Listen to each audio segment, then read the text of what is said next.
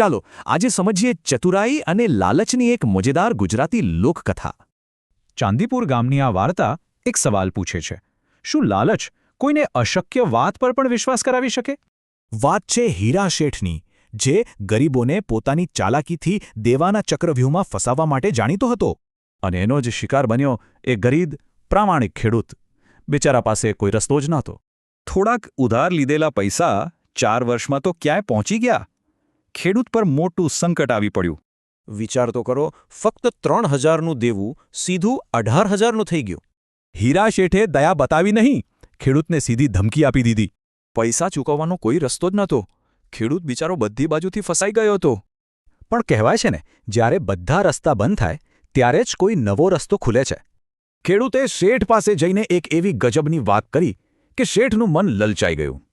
વાર્તા હતી એક જાદુઈ દૂધના કૂવાની, જે ખાસ શેઠની લાલચને ધ્યાનમાં રાખીને જ ઘડાઈ હતી. એણે શેઠને લલચાવતા કહ્યું, અમારે ત્યાં તો દૂધ પાણી કરતાંય સસ્તું છે. શેઠને થોડી શંકા તો થઈ, પણ એની લાલચ એ શંકા પર ભારે પડી ગઈ. બસ આજ તો મોકો હતો. ખેડૂતે તરત જ શરતની જાળ બિછાવી દીધી. શેઠ તો અહંકારમાં બોલી ઉઠ્યો, 1 લાખ શું? ચાલ 5 લાખની શરત. તો શરત પાકી થઈ ગઈ, પૂરા 5 લાખ રૂપિયાની, અને એ પણ રોકડા. બસ હવે યોજનાને અંજામ આપવાનો સમય હતો. ખેડૂતે શેઠની લાલચનો જ બરાબર ઉપયોગ કર્યો. શેઠ એટલો લાલચમાં આવી ગયો કે તરત જ 5 લાખ રૂપિયા રોકડા ગણી આપ્યા. પણ વાત અહીંયા પૂરી ન થઈ. શેઠ તો સીધો કૂવામાં જ કૂદી પડ્યો. પણ ત્યાં દૂધ ક્યાં હતું? એ તો હતો ગંદો કાદો. શેઠને પોતાની ભૂલ સમજાઈ.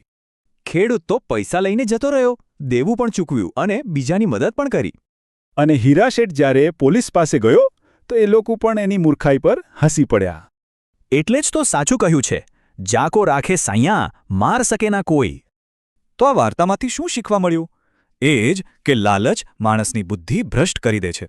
આનો અર્થ એ છે કે લાલચની જાળમાં બીજાને ફસાવનાર અંતે પોતે જ ફસાઈ જાય છે. ખરું ને?